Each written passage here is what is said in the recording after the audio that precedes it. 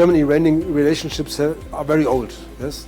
So for hundreds of years, I mean, there was a time when if you wanted to know something, you went to Persia to get the knowledge. And there are two ways of partners. There are partners who have all the high-tech equipment and huge labs, which probably not in Iran so much the case. And then you have these partners where you have a high intellectual potential, people who are trained asking questions, trained answering these questions, who can work in teams and so on.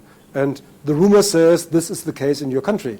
Two examples of the collaboration that I had in Iran. One is pure academic, which is basically can be done in a remote mode. We talk to each other by mails or Skype and everything. The other one is more about the technology transfer, something which has been developed in Iran for sensing, and now it is going to be produced in Germany. But in the long run, and this is what I hope, it should be like something which is physically manifested, like a center where the students can come and get training, because at the end of the day, all these international collaboration should have a reverse impetus, so there should be a capacity building component.